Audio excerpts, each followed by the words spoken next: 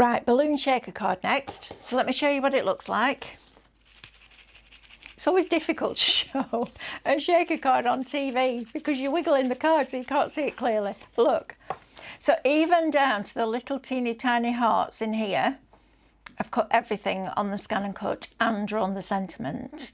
So this is now getting into complete card making. This is what we wanted to do. We didn't want you to have to go hunting for little sequins and bits and pieces like that because you've got all your shapes in the scan and cut.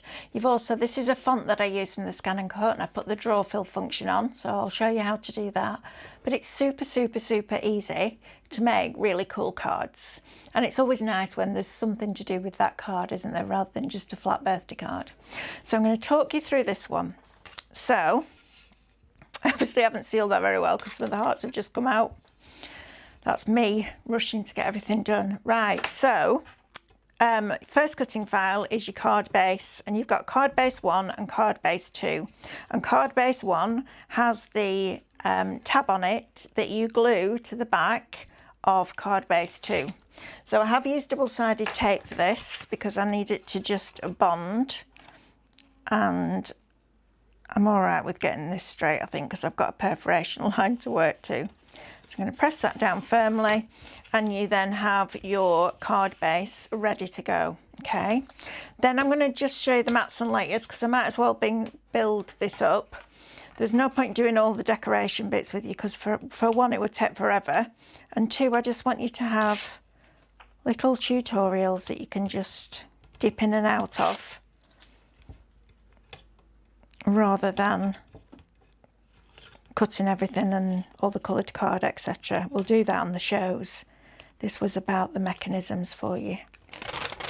Right, tape. So that's card mat 1, and you'll see that you've got a straight side which goes against the left hand side, and then you've got these curved corners, and you've also got that on your card blank as well.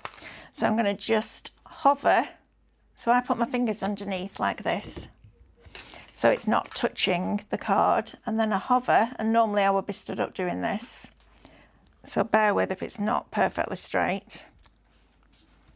You've got card mat 1 on there like that. Card mat 2, and you can put as many of these on as few, but the team have put a pocket on this one, so it can be a pocket if you want it to be, or not if you don't want it to be, but it's nice for a gift card. Because I don't think this is necessarily for little people. I think this will really span the ages. So just give your tape a really good press down, burnish it onto the card, and then you'll be able to get the backing off much easier. And then again, we've got that corner, but it's getting smaller so that it works. When we line this up, all those corners fit inside each other, which is nice. It just gives it a little bit more detail. Then we have these mats. So card mat 3 goes down there like that. So let's do that one as well. Give it a good burnish down. This is why I prefer wet glue, because getting tape, backing off tape is the bane of my life. I'm all right with my tweezers, but daft telenails drive me mad. And then this corner will line up perfectly with the scallop corner, with the rounded corner that's on your mat 2. Okay, now I haven't put any adhesive along the top edge. So if you want to, you can then tuck your gift card in there, okay, or a little sentiment tag. And then these go on top of here. And I do drive the team mad because if there isn't enough mats and layers, or something needs an extra bit, or something's not there for a reason, I'm like, right, we can get rid of that, keep that, add this. I know I drive them mad, but at least I know that you get the best USB that you can possibly have. So this time I'm putting tape on all 3 sides because I've already got the pocket in mat 3. All right.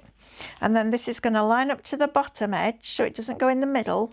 It lines up to the bottom edge and then sticks there. And then mat 5, and it's up to you how many of these you use. You know, it's entirely up to you how elaborate or how simple you want to make these cards. But it's nice to have options rather than not having the option and then thinking, right, how do I make that on my Scan and Cut? So again, just taking this tape off. And then this one is going to go in the middle of there. All right, so you can see then you've got an even amount of black all the way around the edge. Okay, so that's your card base basically done. So then we've got plain balloon back. Now I would cut this out of whatever colour you want your ribbons to be. All right, so on mine I did it out of teal, out of turquoise, because you're going to still see these. There is a layer to go over them, but why waste more cardstock when you don't have to? So I just did mine in the teal and then did the bows in a different colour. All right, so I'm going to build this first before we put it on the card. So the next layer that we want is our acetate. So this is acetate. I've actually even written on it so that you can see it shining there. And I've got some really fine 3D foam. So I'm just going to show you how I put this on, because I tend to do it in one continual strip if I can. So I'm going to take my foam strip, and you're better actually getting them on a roll, because you're not then joining it, because the roll will be continuous. But I didn't have any at the time, so I'm going to show you how I did it with bits like this. So I press it down and I very gently just manipulate that foam to go around the curve and try and get it as close to the edge as you can, because it gives you as much room as possible then to put your little shaker pieces in.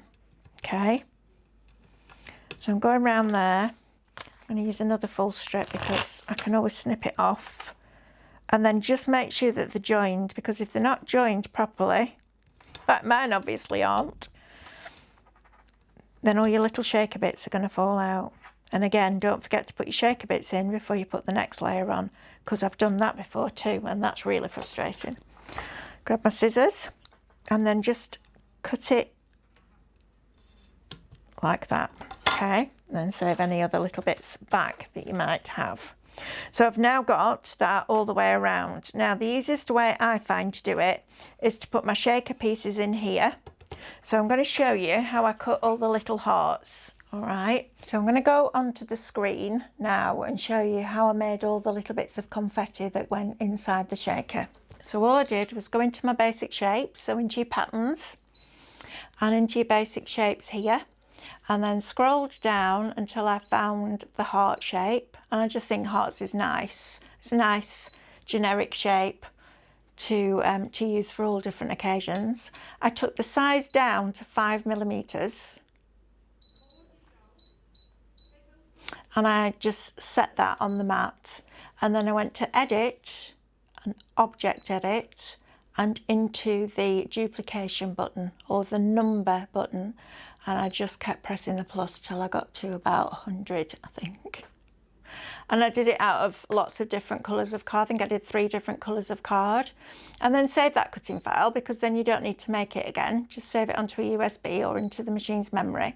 So you do as many as you want. Now a top tip is, don't use a brand new sticky mat when you're cutting little things like this, and a lot of them, because you'll spend hours taking them all off individually with a pair of tweezers.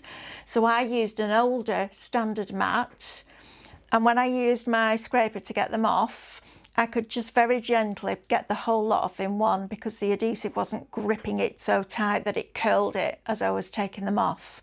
So just think about which mat you're going to use and how old that mat is. As long as it holds your card in place, it'll be fine, and then just use your scraper to guide them off. So when I've got my number to 100, I just pressed OK, and it puts them all in a diagonal line like that. Now, thank goodness we don't have to move each one individually, because I would lose the will to live. So all we do is we press OK, and we keep going until we get to this, which is your arrangement function. We click on that, and the top option will rotate those shapes any which way it needs to get the most out of your card. The middle one will rotate it 180 degrees, so they're upside down, and the bottom one will keep them in a straight line. So let's just use the bottom one for now, and it's put them all in a line like that. Now that's 100 little hearts. Look how much space it's taking up on that mat. Next to nothing, isn't it?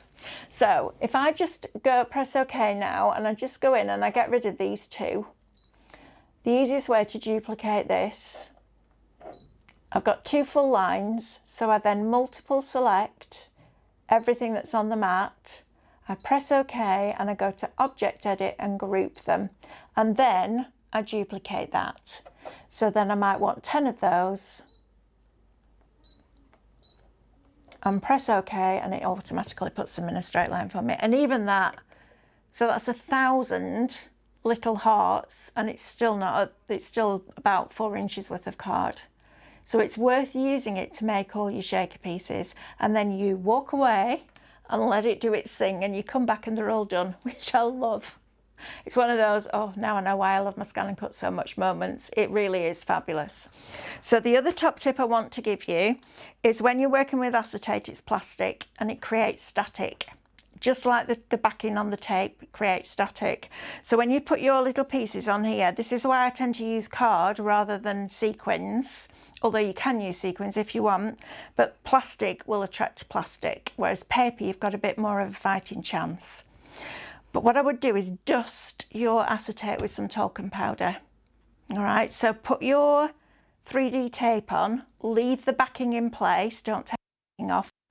Then dust it with acetate, which will also help, with talcum powder, which will also help get rid of any sticky residue that's on the edge, on the sides of your 3D foam. Put your pieces in and then turn it over and then put it on like that. All right, so you're going to pop it on, so your 3D foam is underneath, she says, having put it on the wrong side. Honestly, what am I like? I'm supposed to be here to teach you and I'm doing it all wrong myself, but never mind, it'll be all right. We'll just take it off because it's plastic. Look how easily it comes off. You wouldn't get it off card like that, would you? So I'm going to do this. See, this is where you get to see all the mistakes that I make. You know, when you sit at home and you beat yourself up because you don't get it right first time. I do exactly the same. I just try not to do it on live television. So I can see this here now. So I'm going to turn this over and put my foam on. Oh dear, that is hilarious. I do like it though. I love it when, I remember going to one of the Crafting Live events and we were filming something on the Scan and Cut just before the show opened, and there was this queue of people. Well, it had opened, but before I started demonstrating, and there was this queue of crafters, and I did something and I did it wrong, and I think it was Andy Love that was there, he was filming it, and he said to me, do you want to do it again? And all the queue of people went, oh no, don't do it again, that was brilliant. Now we know it's not just us that make mistakes. I'm like, oh no, it's definitely not just you. I just try and make them so that I can teach you what not to do. So it is quite funny. It's always good when you see somebody who's supposed to be a professional making a mistake. I use that term very loosely. Right, so I'm going to pop a little bit extra in there, making sure that that's sealed. So I'm just working my way around my balloon. And a top tip for cutting sticky stuff is to dip your scissors in water first, because it stops the adhesive sticking to your scissors. So have a try with that. And apparently, and I believe it works, using kitchen roll when you're using red liner tape. So have a piece of kitchen roll on your table and all the backing from the red liner tape put on a piece of kitchen roll, and apparently it stops it flying around everywhere or sticking to everything. So I don't know who discovers all these things, but I'm really glad they do. Right, so I'm now just working my way around, and I'm using that tape and bending it rather than using little foam squares, because again, that would be hard work. It would take too long, and actually you're not guaranteed that you're not going to get any gaps in between it. And then cut it off like that. Right, I think we're now on the right side. Now I can take this off. So your shaker pieces go in there. This comes off here like this. And the other great thing about working on a roll is you don't have any of these bits where you've got to stop and start. And it's always worth, you know, when we've got a special offer on like cat postage or something like that, always worth getting these extra little bits because you're going to need them. But we don't necessarily want to pay postage on them. So build your basket up. Right, so my shaker bits would go in there now, and then I position this hovering over the top like I did before, and then that goes onto there like that. Okay, now we're going to do our, so you've got a plain balloon and you've got a scallop balloon. You've got options in your cutting files. This is then going to stick over the top of there, but remember you're sticking it now onto acetate. All right, so you can either use the all stick from Pinflair, which was made for polystyrene in the first place. Christine describes it as a hot glue, but without the heat and without the glue gun. And it does work really, really well with plastic, I have to say. Or you can use your red liner tape, but I would use a wet glue, will give you that little bit more wiggle room. Then you've got a second mat, so mat 2 that goes on there, and this gives you this nice little faux stitch detail. And then you have mat 2 of 2. So you also have this piece as well. So you could do them in all different colours if you wanted to. Then you have a further layer, which will give you these strings again. So if you suddenly think, oh, I changed my mind, I want a different colour, there is a cutting file for that.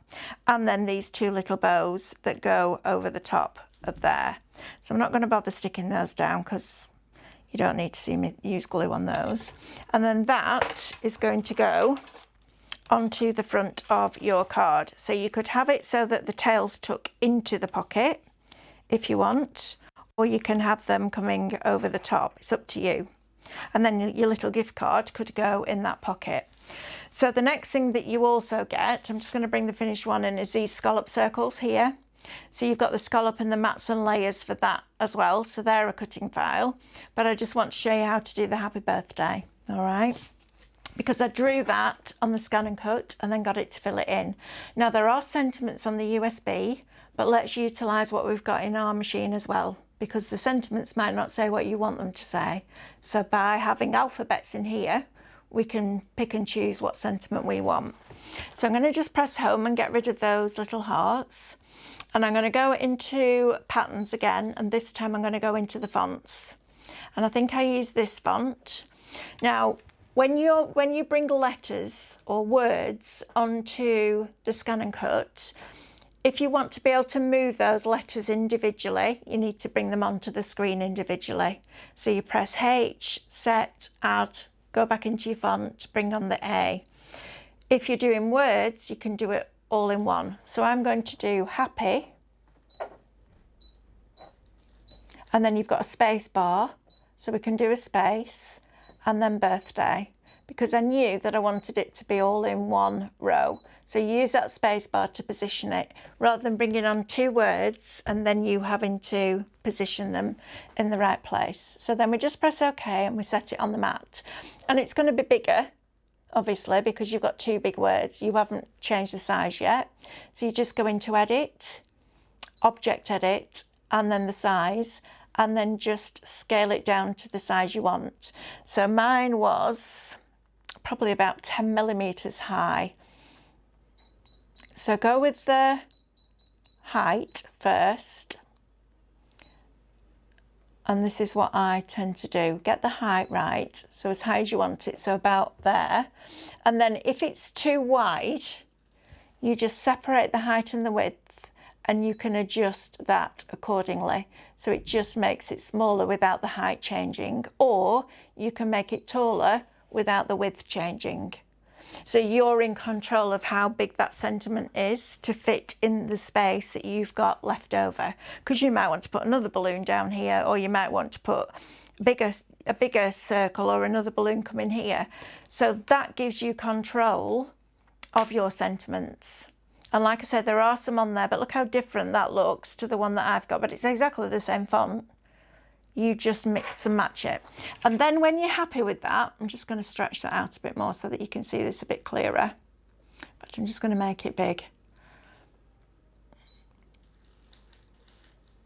Like that. All right, so if you want to draw it and get the machine to fill it in, you go to your draw fill function, which is this one here. Okay, so you click on that, you put the fill on, and then you set the fill line spacing. So the closer together, so in other words, the smaller this number is, the closer together the drawn lines are going to be. And also you can do the fill direction. So I always make sure that mine is at 180 degrees, so it's horizontal. You can have it on a diagonal if you want a different look. You can have it top to bottom. It's up to you, but you can set those different things. But you can also set your fill pattern. So always make sure you go in there. And if you want it to colour in completely, make sure that the blue box is around that solid fill. All right. And then once you press that and you press OK and you go back on, can you see it's filled it in there? So you know that that draw fill function's on. So it might be that you want to draw it in one colour. So you might want to draw it in red, for example. Let it dry. Don't unload your mat. And then you can take the draw fill function off. And as long as you haven't unloaded your mat, that's going to be in exactly the same place. You can then draw a different colour around the outline. So you've got loads of different options. So have a play around with that draw fill function because it's a really good one to have. So that is your shaker card. I'll just bring back in the finished one so that you can see what I did. I cut some extra little hearts. I made these at 8mm just to fill in the background, but you might have used a pattern paper from the USB. You might not need to do that, but I just thought it was a really nice, cute little card, and then all your little hearts just shake inside.